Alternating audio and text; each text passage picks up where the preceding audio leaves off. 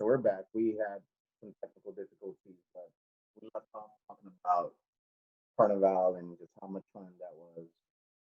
We, you know, even though you, as someone who had been to Brazil at that point, you went to that and you really enjoyed it as much as I, probably as much as I did, never having been to Brazil. Yeah. But let's transition now a little bit from that and Okay. talk about, I guess, after we left UT or after you left UT, um, how where did you go? What did you do? And In Brazil or just afterwards? in general, just Oh, we talked. We gave the intro about your first experience traveling, yeah. and then now let's shift into after after that. Yeah. So no problem.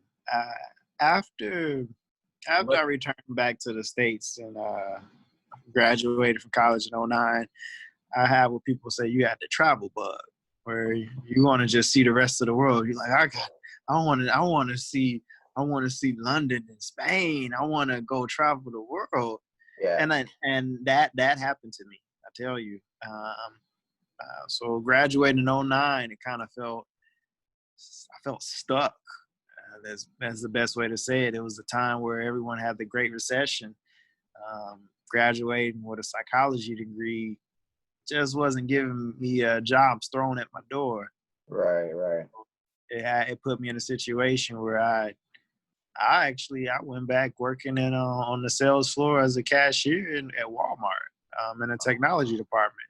So it Yeah, was a humbling experience. You graduate 4 years, you put in that work, and then here I am just trying to make things work just to uh, humble myself. That's the best way to put it. yeah. I still wanted to travel, and I knew And I was, that it was just, huh? I was there with you. We were basically going through very similar experiences, except I didn't necessarily have that travel bug, Right. but we both graduated, right? Yeah. And coming back, leaving this great institution where we completed our education, our course, Yep. and the time that we were allotted to in 4 years, and you see all these, you know, uh, stories, not just stories, but you see your peers and your friends going on to do, amazing things, going Yeah. Yeah. into getting into med school or, getting this amazing job somewhere or whatnot. Hmm. And, for me, I was trying to get into pharmacy school Right. and I didn't get in that year. And Yeah. so I ended up back home and uh, was working similarly like you Hmm. at CVS, which is the same job that I was doing, through undergrad, working at Right. CVS as a pharmacy tech, Right. still trying to get into pharmacy school and really just learning about the profession that I was trying to get more into. Hmm. And so we were both in very similar, very low times. That's how I described it afterward. Because Yeah. we came out from just the what seemed like the most amazing experience, right? Right. Just being at UT, right? You're learning, but also you're getting to experience the world in a very interesting and different way than ever before. And so, but then you come out of that and you don't really have a job. You didn't get it. You weren't able to get into the next phase of your education. Like myself, I wasn't able to get into pharmacy school, and you had, it was very similar to yours. And so, we definitely bonded over our struggles at that point when we were when after right after we graduated, right? Right. Yeah. Yes. As you call those a humbling experience. True folks, where here we are we have all these high aspirations of, we're going right into the corporate world, Yeah, jobs waiting for us. They calling our names down. And we like, nope, you going back home to your mom and dad house. yep, And you're like, what? Same room that you left, yep, curfew, is you don't have the freedom, and it's a real humbling experience to say this is where I went to college. I didn't have to go to college for this. Right, right, right. Really didn't. But um, So why don't we talk about that a little bit? How, because I understand how I felt going through that, and obviously we talked about it personally, how we were feeling going through that. Well, this is 11 years ago now. yeah, Literally, but yeah, literally 11 years ago, you know, to it this was more. day. It was more than it No, was. 2009. Okay. Yeah, Yeah. 11 years ago. Yeah. Wow. Looking back on that and seeing how we felt at that point, really feeling you know, almost like a failure. In my words, I can say that that's kind of how I felt because I didn't get into pharmacy school Mhm. um, my first year, and here I am still doing the same, job that I was doing as a college student, right? Uh, How yeah. did you, what, where, how were you able to go from there? I guess. I I think the best way that I got from doing Walmart was um, working in Dallas at a Walmart in Dallas. Um, I worked at one of the stores that had employees from Ethiopia. Had employees from Mexico, employees from Honduras. We had an international employee staff, and working in technology was no different. We had everyone from all walks of life working on the floor, and it drew back up that appreciation for the culture of the world that we live in right then and there.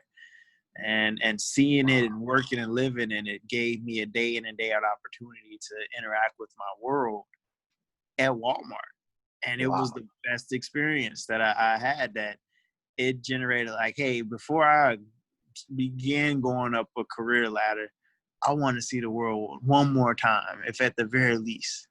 Wow. And I think just to those experiences, I came to a step is that I can either earn a 9 to 5 job and have the opportunity to travel for like 1 week in Christmas break, Yeah. or while I do not have anything and don't have no money, don't have no children, no wife, that I can go travel the world at this time. And keep in Yeah. mind, it wasn't the best time for me to make that decision. I was back home. My stepmom wasn't working, and my dad wasn't working. He got laid off at that time, and I was the only one bringing home money. Um, keep in mind, this was a 2009, and my paycheck was like $7 an hour. So Wow. I was working like 12-hour shifts, no, like 10-hour second shift. I was working second shift from like 11 in the afternoon about like 8, 9 at night. And Wow. sometimes maybe some overtime. So it wasn't the best time for me to do anything, really. Wow. But uh, it was something that I wanted to do. And it required a lot of sacrifice in order to make this dream become a reality for myself.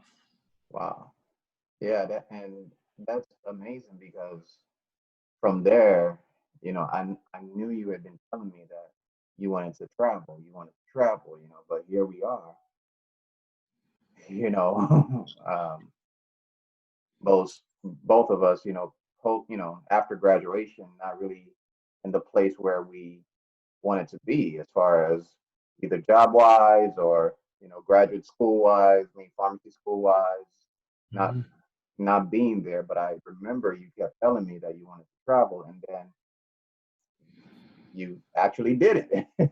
You and it was just like I remember you called me and you were like, "Yo, I'm going," I'm about to head out, and but what was, I guess, what I, you explained your passion, right? You explained why you wanted to, you know, but for me, right, I couldn't do that necessarily. Mm-hmm. Um, at that point in my life because I was too worried about, oh my God, I need to get into pharmacy school. I need to get my career going. I need to like do this, do that.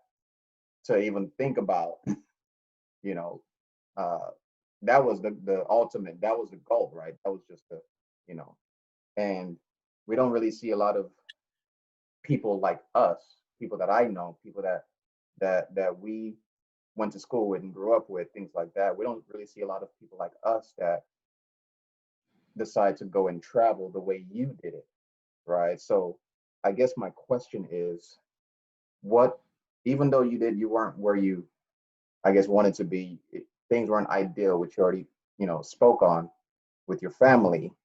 Mhm. Um, what still, I guess, motivated you, or what still pushed you to really go and pursue your dreams of traveling the world? I, it came from college, and then it also came from where I was, and then what I realized, or what small window I had. If I Right, looked around everyone, my dad's friends, my family all around me, once you have kids and responsibility and a mortgage, you can't go anywhere. You may have, you really, I mean, you can, but not for a long amount of time. You have obligations right, and you have a responsibility to take care of your family. And right, I recognize that this will be my only opportunity, and it is to this day. 33 right now. I don't have the liberty today to just get on the plane and be like, I'm going to this place for 6 months and I'll be back. I don't have that type of time. right, But back then at 22, I had that window where right, didn't have no money, but I had all the time in the world. And I knew, I said I was going to take that. Even I just got after graduating in college May '09, I didn't get no interview from no one until September. wow. Or yeah, September. So June, July, August, nothing. Yeah, you're working at Then Walmart. yeah, then September, I got a phone call from like a job downtown. Working in the corporate office with young recent college grads. Just here's an opportunity, interest in the corporate America. They recognized I was straight out of college, so I was brand new, and they gave me an offer. It was a like just very start entry, just to come in the office and start working and work yourself up the ladder. And I had this dream chart of what do I want to accomplish, right? Like Okay. continue on seeing the world. And it was like, if I start this corporate job career now, I'm not going to be able to travel Right. the way that I had in my mind. And I turned it down. Wow. And I turned it down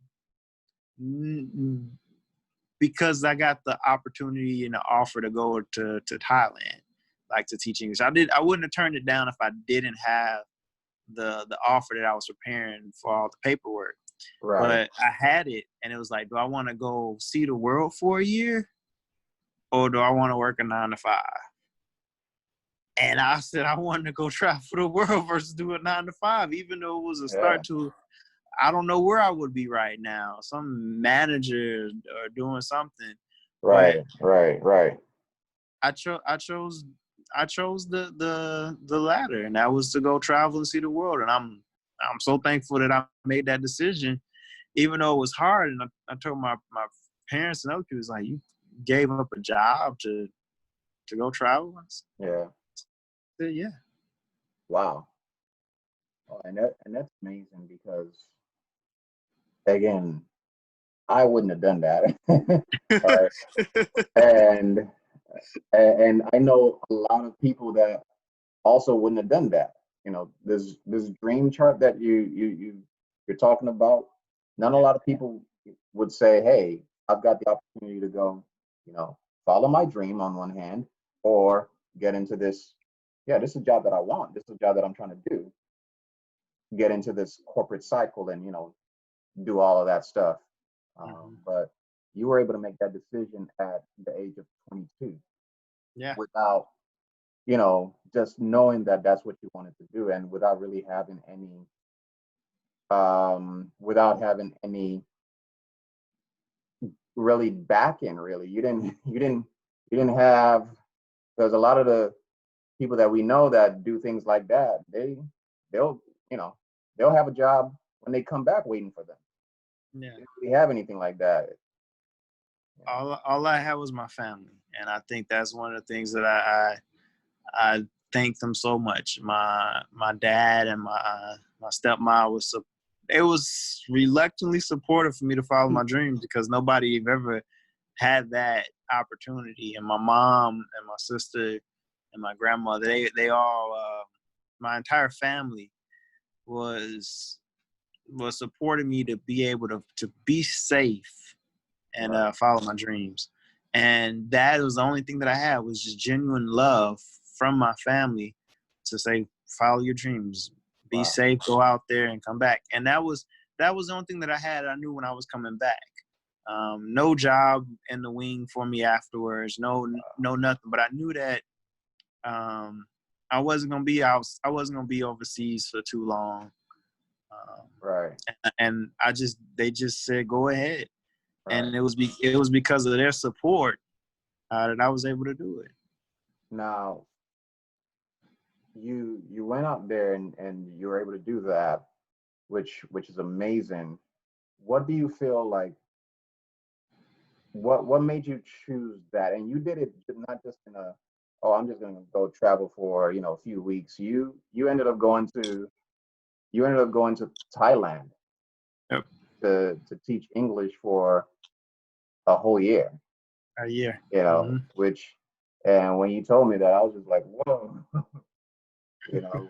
Um, but that's amazing. You did it to that level, and you really were able to follow your dream in that way without having any backing, other than just the support of your family. Nothing said you did this on a Walmart budget. Really, Yeah. literally, you were working at Walmart making $7 an hour.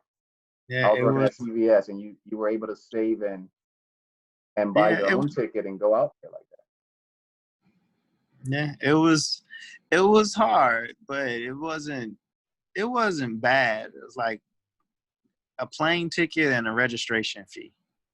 That's all I had to say. that. Plane Wow. ticket and registration fee.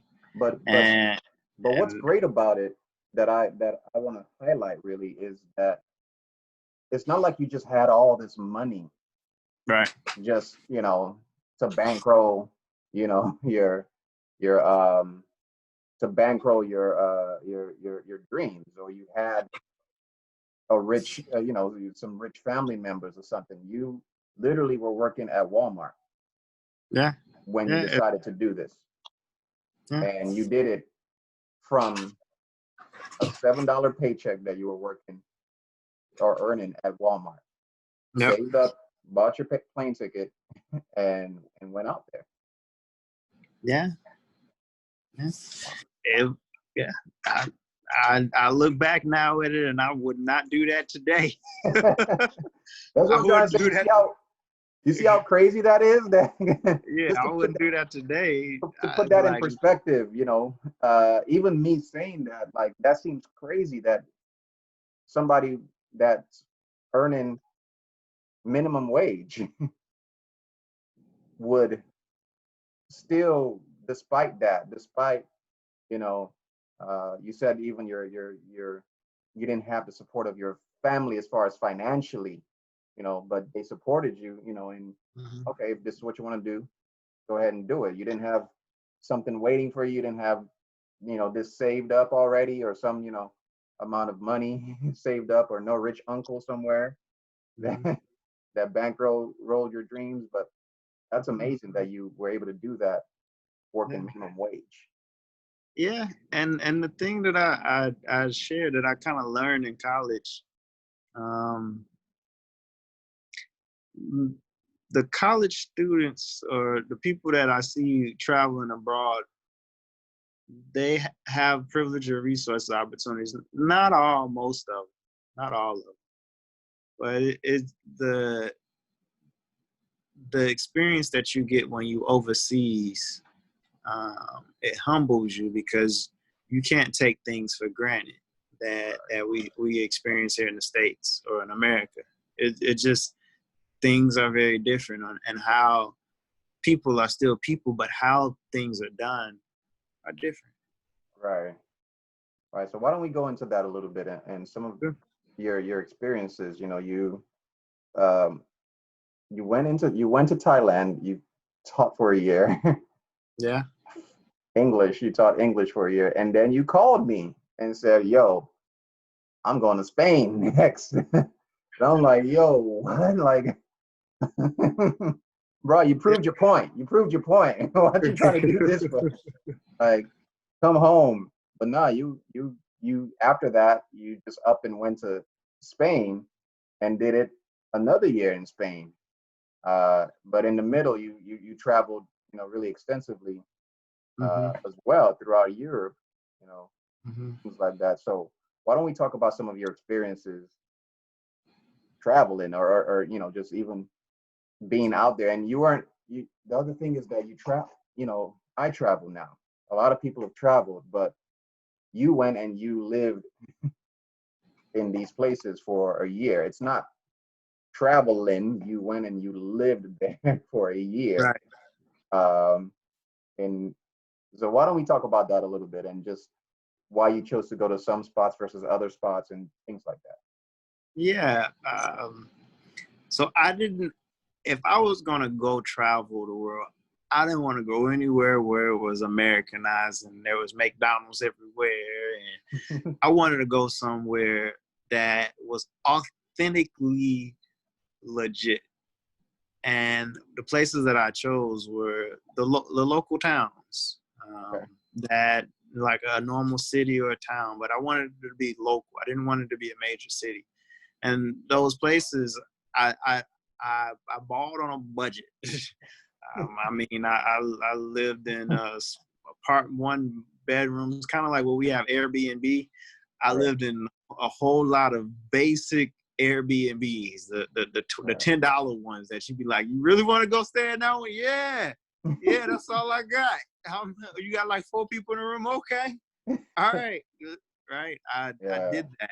I took the slow train that was like $5 versus the $50 train, and took Right. 12 hours to get back to a place because Right. it stopped in every single city.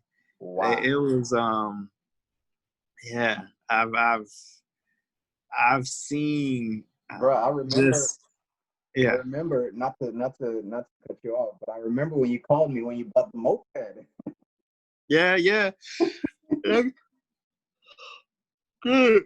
It was the story of getting a moped uh was it's just I've so keep in mind I've never rode a moped in my life. I had a bicycle that had 10 speed, 15 speed, 21 speed bicycle, but Yeah. never rode any type of thing with a motor on it. Right. And I went to Thailand and got my driver's license, or yeah, motorcycle license, and I rode. I took, that's actually experience in of itself. So my motorcycle license, you would think it would be crazy. You'd be like, "Are you getting it in Thai?" No. Every system and tool slips over to English. So it was like taking like a driver's exam. It was just Oh like wow. an English application. And then afterward, I had to take the actual test where you have to get on top of go around the corners, left, right, stop, use your blinker, hop on a curve, right on the curve. And I got my motorcycle. I don't even know where it's at, but I have it somewhere where I had Thai motorcycles, and it was so amazing Wow. to say, here I am living this dream. And there was a book that came out, The Beach by Alex Garden. Leonardo DiCaprio created a book, something similar to that. And I read that book before. Okay. Uh, and I kind of wanted to live the dream. I've seen so many. We've seen the case of Benjamin Button, of traveling, going in places. I've read the books with the Lord of the Flies. I've read books of the Gary Paulson, The Car, where you Okay. have all of these different books about a coming of age story of either a young boy turning to manhood and getting a chance to learn while he travels. And I Right. just made the books into my own story. That's amazing, man. Yeah. What a what a what were your experiences traveling the world as an African American, a black man? Mm-hmm. How did you, in light of kind of what we're seeing now, well, how was that? Because I know we had those conversations 11 years ago when you were overseas, and Yeah. kind of some of the things that you experienced. It was, I think the best way to say it was different. It wasn't, it's different than what you experience here in America. America is just, it has a rich history um, that affects us. But being overseas as a black man, as an African American man, but as a black man, because that's two different things. As a Right. black man, um, keep in mind, I stayed in local places, so not major city where you have television and you have media coming in. So you don't have, but in the local communities, local towns, it's like you have people who've never seen a black person in Wow. in their community, Wow. or and you have, one of the coolest things was you had innocent unawareness, right? Okay. It's kind of like, what is this, right? And it's different than a sense of just uh, people, something that's learned. And I think I experienced that quite often Okay. in the places that I've been, where it was in Thailand in particular, people were more, it was curiosity, right? Gotcha.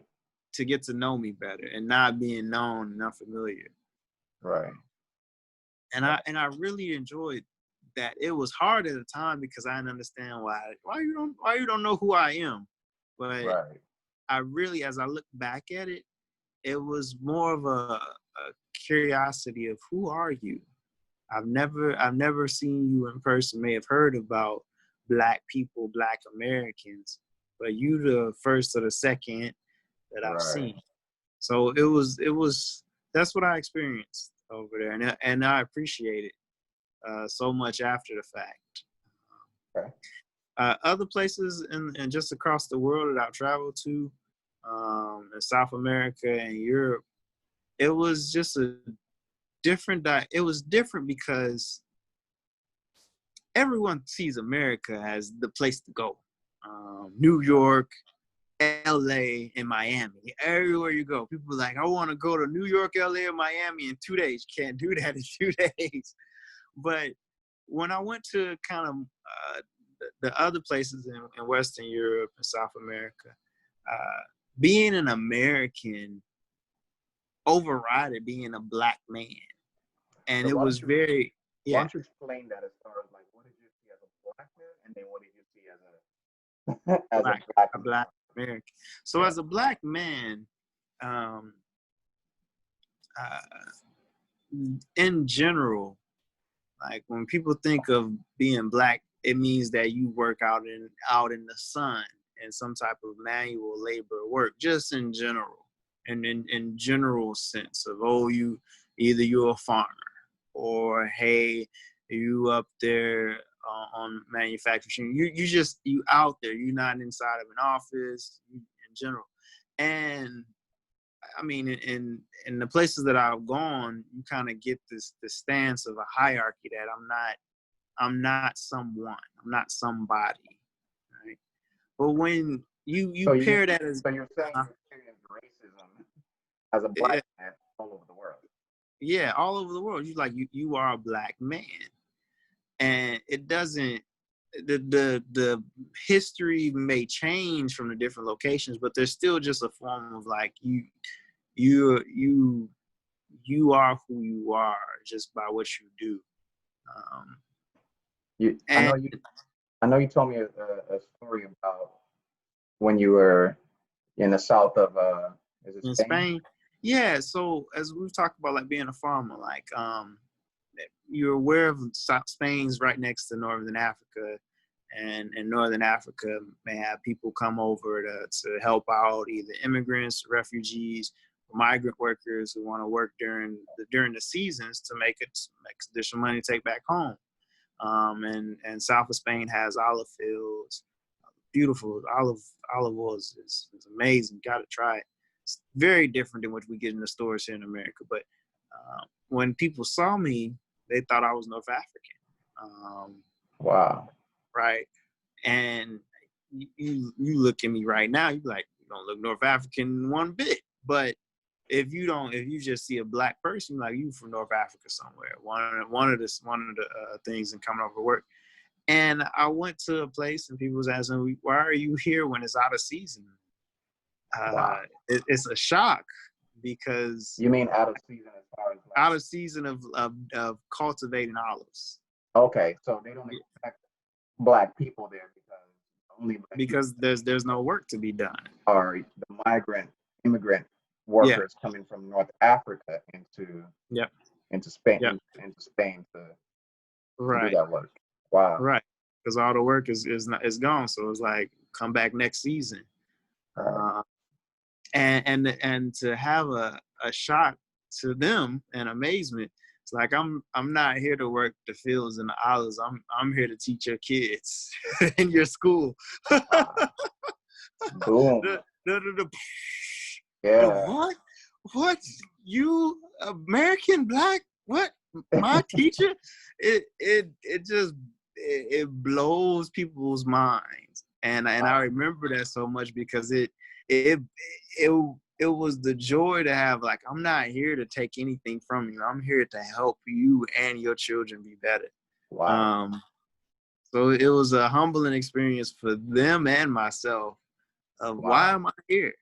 Why am Yeah. I here? Wow. That, I'll remember that forever.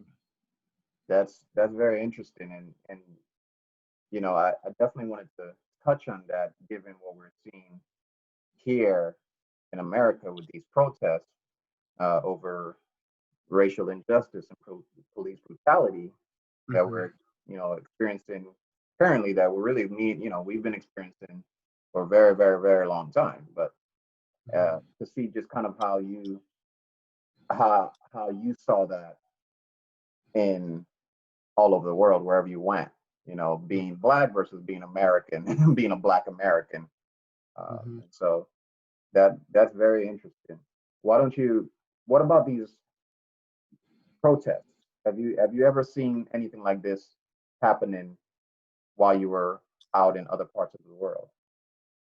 I haven't seen it when I was there. I've seen the articles. It's always about either work or just resources. So I never was in the type of thing, but I've always read it in periodicals of migrant workers coming to an area where there aren't any jobs, and those little jobs, if they pass migrant workers, just where does it go? Just general things that revolve around equality for the ability to take care of your family and be able to make a living. And a Right. lot of things have been revolved around that. So I've always seen that in news articles or reports for various different parts of the world. And I don't think that ever will change, as there's very few of the good jobs to be able to be passed around to everyone, for everyone to be able to take care of their family. That's a challenge. And that's what you saw just in these different parts of the world while you were there. Yeah. Why don't we talk about what you saw with how was teaching, and how did you enjoy teaching? Now you became a teacher, and Yeah. how was that, bro? It was challenging. It was a challenging thing, I tell you. Here in the States, you normally have classrooms that have about 15, 20, maybe 30 max Okay. students in a classroom. and you teach in whatever class. When I was overseas, man, I had some classes that had about 48, 50 Wow. kids, and I don't speak the language, and I'm trying to share with them either activities, and I taught kind of like just maybe about 4 or 5 different class sets. Some were small with like 15, 20, but other ones were big, and I had to reach out to all of them. It was about 40 people staring at you, students staring at you on trying to present something as an activity. It was very difficult Wow. because you wonder, are you getting across to them? Do they understand what Right. I'm saying? Here's Right. one thing. So I had classes that like I was trying to find common ground. Right. And one of the things that I got a YouTube video out. They showed how they made like a farewell. It was like, at first we felt we didn't like you, but you improved yourself, and our class is more fun now. And we Oh, hope, yeah. And it showed that I took to heart my role and responsibility of what it meant to be a teacher. I can't show as much appreciation as I do now about the role that teachers have in providing knowledge when I was overseas. Because being a teacher overseas is it's like a privilege or an honor really? that you don't see here in the States. Where when you say you a teacher overseas, it's like that's a very respectable field that you have chose to do. Wow. And taking that role, I couldn't take it any more heavier than they shared it with me. Wow. That's awesome. Yeah. Awesome. Now let's talk about maybe coming back, right? You were out over 2 years, um, traveling, and you're really just having fun, living your dreams. How Mm-hmm. were you able to come back, and what was that transition like coming back to America? Uh, so that brings me back to May 2011. I came back to the States, and it's like seeing a movie Okay. and then leaving the movie, and you're back out into the real world. And I don't know how to explain it other than I have all of this knowledge, and I'm back at home in my bedroom with a curfew and no job. Wow. Wow. Wow. and student loans about to kick in 6 months because I had to defer because I was a teacher. So it Wow. was a interesting thing where I seen my mind was wide open with Yeah. all of this knowledge and experience of being a man, a man out in this world, and then coming back home, and it doesn't even matter. It really doesn't matter. I put on resumes. It was a humbling experience because I put on resume. Oh, I taught English in Thailand for a year and in Spain, and it's like, wow, I wish I could have done that. I'm jealous. Yeah. and no, everyone I talk to, they got an appreciation for my story, and it's like, I want to do that. I Right. can't because I Right. got a mortgage Right. and I can't just drop everything right now and just go. Right. So it was a humbling experience that I didn't want to share my story.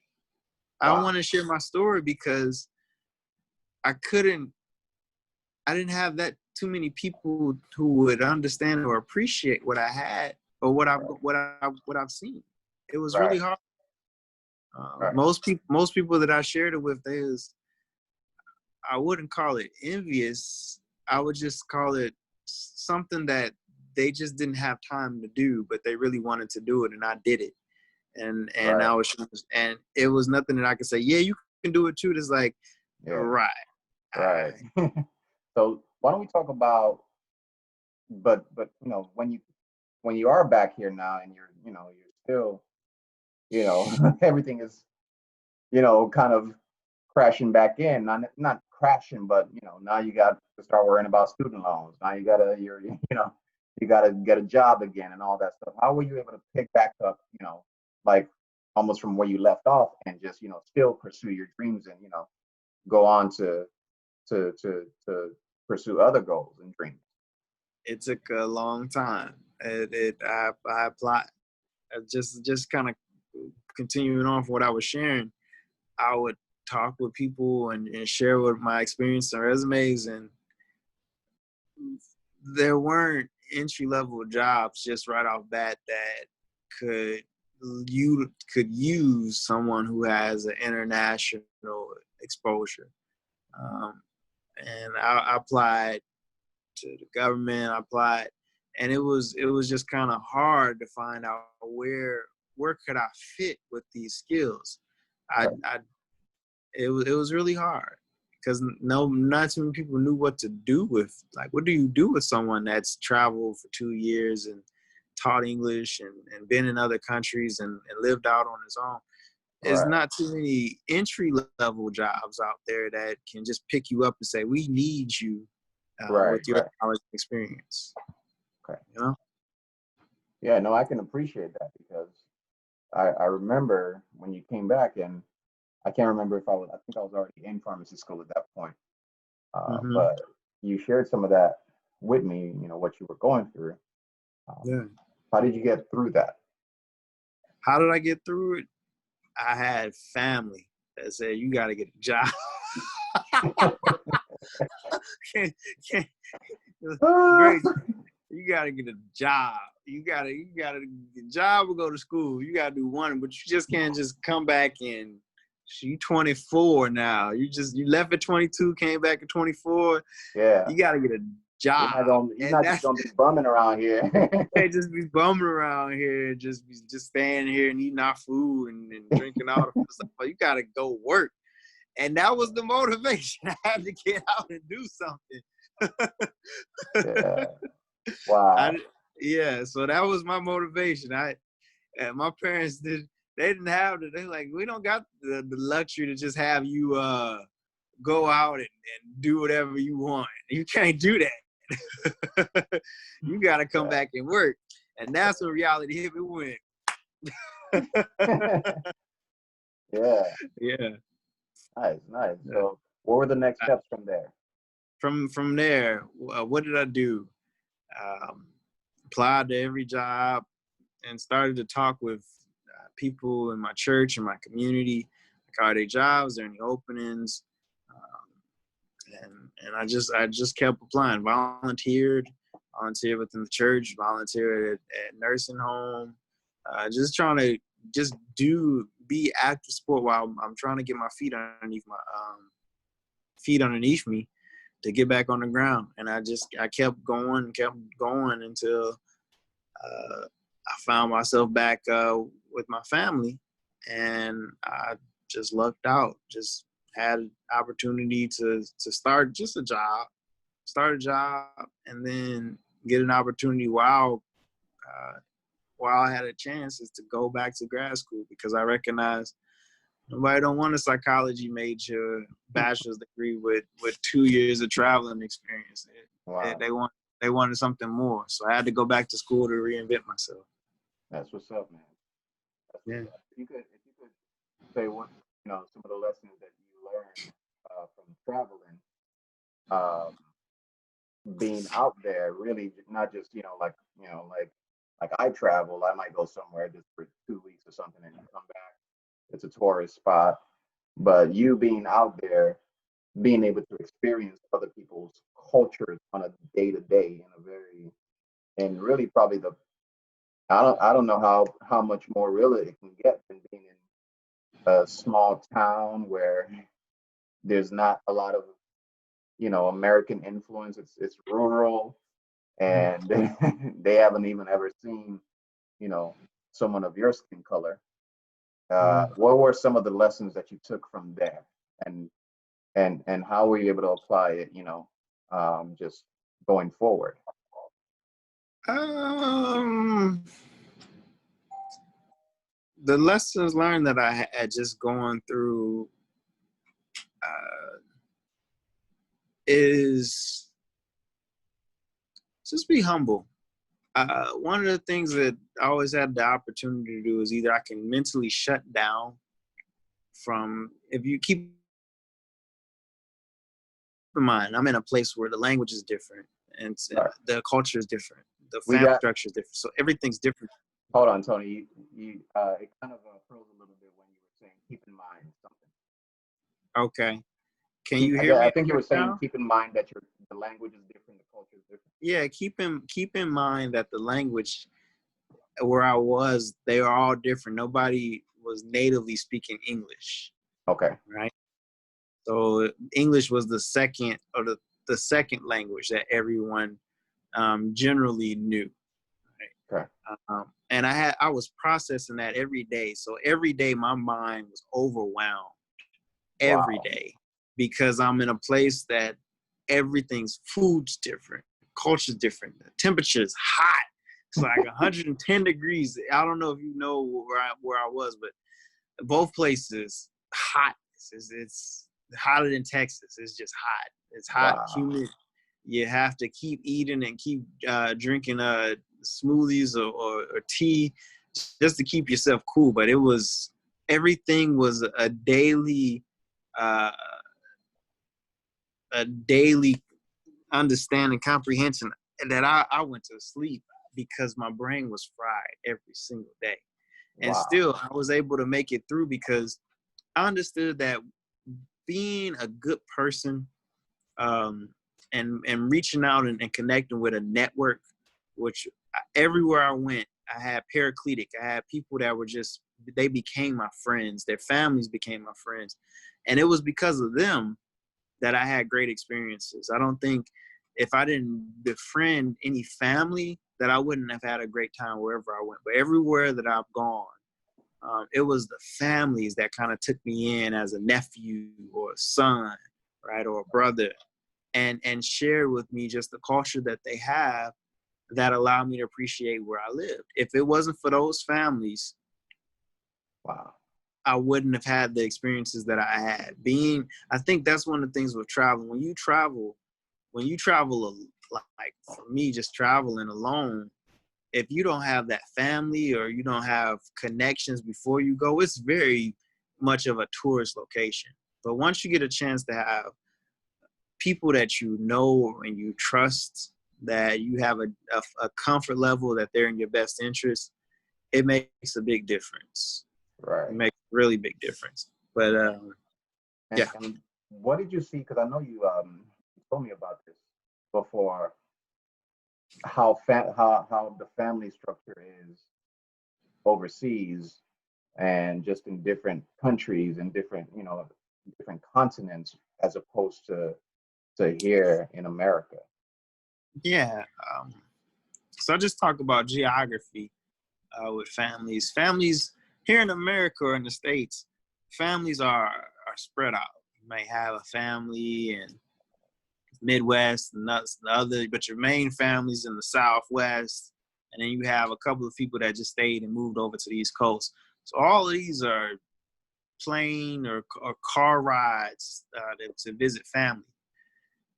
Overseas, many of the families are in close proximity, maybe in the same city, aunts, uncles, brothers, sisters, cousins, or in a different town on the other side of the river. So maybe an hour away. So what did that mean? That mean that family are, were, and are connected. They see each other on the weekends. They see each other for social or block parties. They see each other. The cousins know each other. You know each other's cousins. You go do family events together, and you do things with a big bond. It's no here in the States. There's no problem where you see family reunions at the park 30, 40, 50 deep. Well, wherever I've gone, families kind of roll 20 deep. And it's just, you got brother, sister, cousins all coming to an event. Wow. And when you with family that size, it means so much different than you just with your mom and your sister and your two cousins. It's just a big difference, and that helped me understand culture better by being within the whole family structure, whether it was matriarch or patriarch, whatever. Because all of the aunts and uncles or brothers and sisters stay close and nearby, everybody could see each other at least once a week. And it made Wow. a big difference on how I saw family, an extended family versus what I experienced here in the States, where family is kind of spread out across the country. Wow. And I definitely, I don't even have to ask you this question because I already know like that how close you are to your family and how you definitely try to take that experience and instill it here with yourself and with your family. So uh, that's awesome because I I've never seen that, right? I've never seen that or really experienced that in another Mhm. country like that. And really all I know is what I've seen here with my family as well as just with everybody else's family Mhm. here in America, where yeah, oh, the brothers in whatever Washington, you got Mhm. your sister in California, you got this person over there, and yeah, Yep. you might come together for Christmas or Right. Thanksgiving, but Right. that's about it, you know. Yeah. So wow, that's amazing. What is Yeah. what wrapping this whole thing up? You definitely have an amazing story. I'm glad that you were you allowed me to to highlight it and talk about it with me on this platform. Yeah. I definitely appreciate that. What is one thing that you can, I guess, if you could say one thing to anybody out there that's listening that have dreams that they want to pursue, but maybe for whatever reason they feel they feel they may not be able to do it for whatever reason. What is a maybe one piece of advice or something that you could leave us with? Uh, the one piece of advice that I wanted to share with just anyone who listens is the opportunity to pursue your dreams. There's never a perfect time. There's always a time to do it that, I mean, if everything's going bad in your life, then it's hands down, it's not going. It's, you gotta wait on your dream. What you call that? You call it a deferred dream. Brain deferred. It ain't the Yeah. right team. But when you have just you have a gut feeling that things are kind of falling in place, but there's still some things that are not working. Um, that's when those chances come and go. And I guess never wait on the perfect time with the sun's out exactly 2 p.m. and the temperature 72 with Yeah. the water. That day will never come. Wow. I think my instances on all three of my travels. When I went to Brazil, uh, I had an opportunity to get to Brazil because I didn't get an internship for the summer. Wow. Um, to do like a philanthropy thing. So it was heartbreaking because I really wanted to kind of continue to get back to the community and learn, but it wasn't the best fit for me at that time. And so I applied once I, I didn't get it to go study abroad because I had a semester or summer to go. So Right. it wasn't a great experience, but I applied, and out of a horrible experience, maybe it was meant for me to get rejected in order for me to go to Brazil to start my travels. And Wow. then going to Thailand, uh, it was 2009. It was a great recession. I didn't have money, had nothing. Um, but it was an opportunity that came out of nowhere, Wow. right?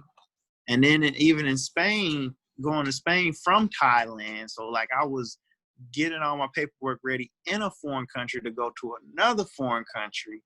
Yeah. It was experience. Your video's out. Oh, there you go. Yeah. It was a really good experience that I had to make it to get to the other, like, another place. So it was, whew, it was very hard.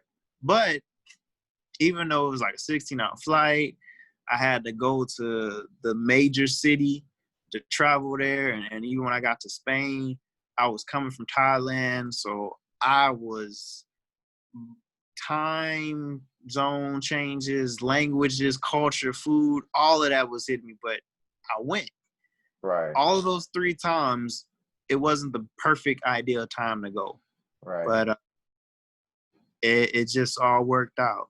So I just say to all those who have dreams, there's not going to be a perfect time. There are some times where it's not going to be the great time to go, but perfect time is not going to happen. It's just the right time that you Right. feel. Right. So Right. Seizing the opportunity. That's amazing. yeah, yeah, And definitely one thing that I've that you've shown me that you just talked about as well is how you were able to use these negative or experiences, what a lot of us would have seen as negative experiences. I didn't even know about that you hadn't gotten an internship that summer, and that's when you decided to apply. I don't think I remember you know you telling me hmm about that, but you you used that experience and turned it into a positive. The same thing with yeah, coming out of college, not having a job, hmm or the job that you wanted at the hmm time. You working a minimum wage job, but still saw that, hey, this is the chance for you to do this. You saw it as an opportunity for you to pursue your dreams, and you did it. I think that's amazing. right. I really think that's Th- amazing. Thank you. And you actually, I'll tell, and you know this story, but you were the one who inspired me when I got the opportunity to go to Thailand. What, almost 2 years ago, the first time, and it was an opportunity that kind of came out of nowhere. Yeah, But I was kind of hesitant about it just because I'd never been to that side of the world like that. Now, it's one thing to go to, the Caribbean. It's one thing to go yeah, to Mexico. It's one thing to go to maybe Colombia, Canada, like I had done before. But yeah. Thailand is a whole nother thing. And so I called up Tony, like, hey, this and this, should I do it? Should I not? You know, uh, but you definitely encouraged me, and were able to to kind of calm some of the anxiety and fear that I had, just Right, really for no reason other than the fact that I've just never been out there before like that, and right, it was just so foreign to me right, and so far away, and all these things, that I almost didn't see that opportunity. But it's been one of the most it's been one of the places that I've enjoyed the most, you know. yeah. And so I appreciate you for Oh, encouraging me no, to do that. no problem. You are more than welcome. Yeah. More but than welcome. but yeah, man, Tony, thanks for this opportunity. You Um, are. Thank definitely. you. Thank you for letting me share my story. Definitely, man. I appreciate it. I appreciate it. You have an amazing story, and thank you for giving me this opportunity to share it. And we'll definitely catch you guys on the flip side with another one. But thank you, and we're signing off. Take care.